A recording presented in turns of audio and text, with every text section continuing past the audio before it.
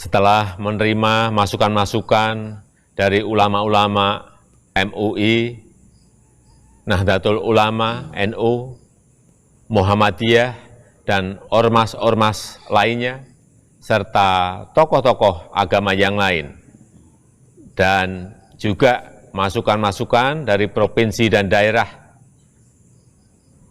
Bersama ini saya sampaikan, saya putuskan lampiran Perpres terkait pembukaan investasi baru dalam industri minuman keras yang mengandung alkohol, saya nyatakan dicabut.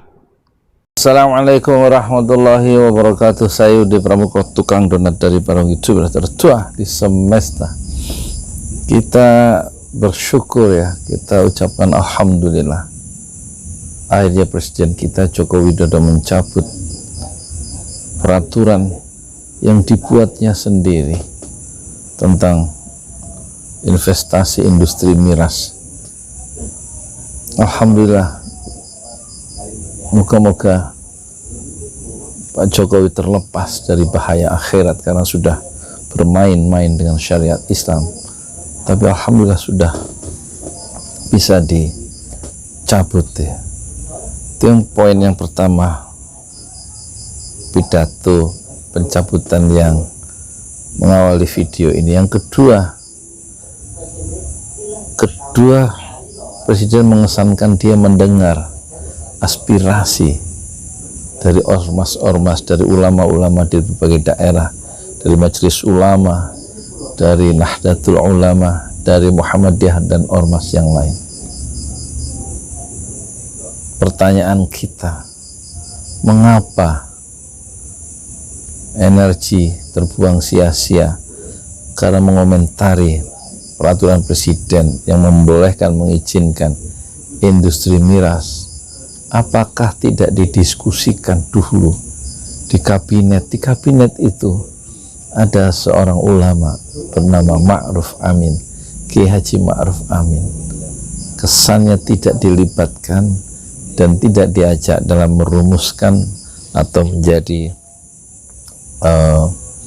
orang yang dimintai pendapatnya. Dan ini sangat fatal ya bagi lahirnya sebuah keputusan politik yang berdampak luas ya, dan mendalam dengan keputusan peraturan presiden. Jadi kesannya keputusan yang kemudian dicabut itu tidak didiskusikan oleh ahlinya, yaitu setidak-tidaknya tidak didiskusikan dengan Pak Ma'ruf Amin sebagai wakil presiden. Ketika mungkin sudah didiskusikan dengan mantan Ketua Majelis Ulama Indonesia, yaitu Kiai Haji Ma'ruf Amin yang posisi politiknya sekarang adalah wakil presiden, mungkin sudah, tetapi sengaja dilepaskan, dibuatkan aturan itu untuk mengetes respon dari masyarakat. Barangkali responnya tidak akan kuat sehingga peraturan itu dengan alasan ekonomi itu bisa berlangsung. Tapi karena responnya di luar dugaan, yang mungkin juga di luar dugaan sejak awal, di luar dugaan Pak Ma'ruf Amin sendiri yang begitu keras responnya dari masyarakat, sehingga akhirnya dicabut. Tapi memang sengaja sudah disengaja dirancang untuk semacam tes apakah samudra itu bergelombang atau hanya menimbulkan riak-riak kecil. Keempat,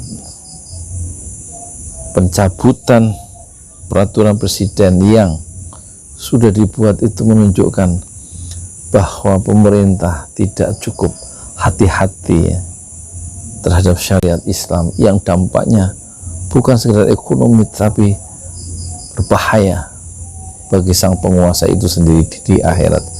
Jadi kesadaran keagamaan itu begitu tipisnya, begitu rendahnya, sehingga bermain-main untuk menghalalkan yang haram, yaitu miras, minuman keras beralkohol, yang memang alkohol itu dilaknat oleh Allah, dilaknat oleh Rasulullah, dan umat Islam tidak boleh mengkonsumsi Dan kalaupun peraturan presiden itu membatasi industri miras itu hanya di beberapa wilayah tertentu, kan bukanlah seorang bodoh pengusaha itu hanya memasarkan untuk lingkup tertentu, dan dia akan memasarkan ke seluruh Indonesia dengan cara sebagai seorang kapitalis atau seorang pedagang yang memang mencari untung.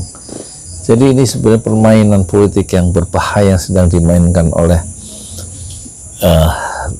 perumus-perumus dari peraturan presiden yang mengguncangkan umat Islam itu. Tapi bersyukurlah sudah dicabut, dan kesimpulannya pemerintah ternyata mendengar aspirasi umat Islam, dan kita tentu berharap presiden juga mendengar aspirasi umat Islam.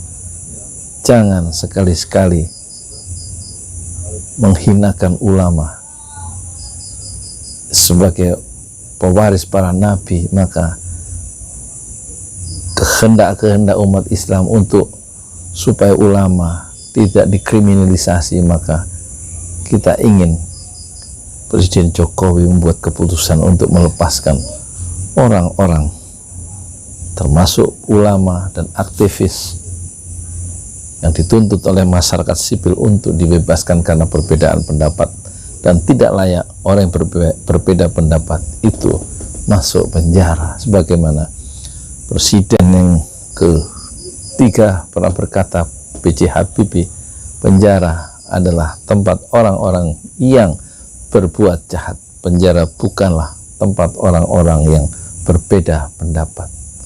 Kiranya presiden kita mendengar aspirasi umat Islam dan juga kalangan tokoh-tokoh ormas Islam tentang keharusan tidak membenamkan para pengkritik yang berbeda pendapat ke balik jeruji besi. Saya Yudi Pramuko, tukang donat dari Parung. Syukur tertuah di semesta fasbir sabran jamila. Bersabarlah dengan kesabaran yang indah. Assalamualaikum warahmatullahi wabarakatuh.